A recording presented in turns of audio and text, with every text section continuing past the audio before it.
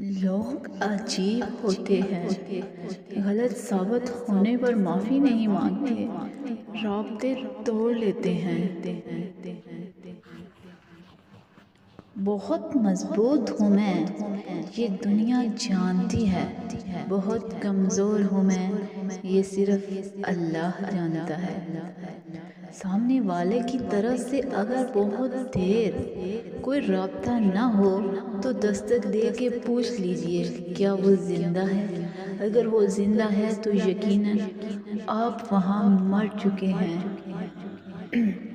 کبھی کبھی ہماری چپ اور خاموشی کے پیچھے باتوں اور جذبوں کا پورا سمندر ہوتا ہے، مگر ہم کچھ نہیں کہہ پاتے، نہ کہنا چاہیے ہے، کیونکہ جس انسان پر ہماری خاموشی کوئی اثر نہ کرتی ہو، اس انسان پر ہمارے الفاظ کیا اثر کریں گے۔ ایک وقت آتا ہے کہ نہ کوئی اچھا لگتا ہے نہ برا، نہ صحیح نہ غلط، کیونکہ وہ دل سے اتر چکا ہوتا ہے، تو پھر اس سے نہ ہی نفرت ہوتی ہے اور نہ ہی محبت رہتی ہے۔ دل خالی ہو جاتا ہے ہر جذبات سے۔ زندگی کو بس اتنا جانا ہے، دکھ میں اکیلے ہیں، خوشیوں میں سارا زمانہ ہے۔ تنہائی ایک خطرناک نشہ ہے۔ جب کوئی شخص اس میں موجود سکون کو محسوس کرتا ہے، پھر وہ شخص لوگوں سے میل ملاپ چھوڑ دیتا ہے۔ رشتے اور راستے تب ختم ہو جاتے ہیں جب پاؤں نہیں، دل تھک جاتے ہیں۔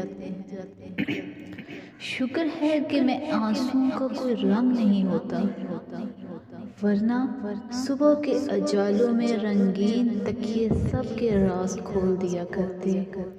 بعض اوقات بہت کچھ جاننے اور سمجھنے کے باوجود صرف رشتے کو قائم رکھنے کے لیے انجان بننا پڑتا ہے۔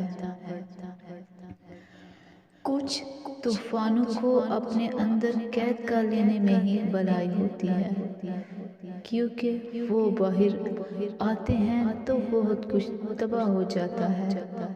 کبھی کبھی ہزار تسلیوں، لاکھ دلاسوں سے بڑھ کر صرف 3 لفظ حوصلہ دیتے ہیں۔ جب کوئی اپنائیت سے کہے میں ہوں نا۔ تنہا ہونا یہ نہیں ہوتا ہے کہ آپ کے پاس کوئی نہیں ہے، تنہا ہونا دراصل یہ ہوتا ہے کہ سب آپ کے پاس ہیں لیکن آپ کا کوئی نہیں ہے۔ کچھ لوگ کتنے عجیب ہوتے ہیں، اوپر سے خاموش، اندر سے پوری کتاب، اور بہت کم لوگ ہوتے ہیں جو اس کتاب کو پڑھ سکتے ہیں۔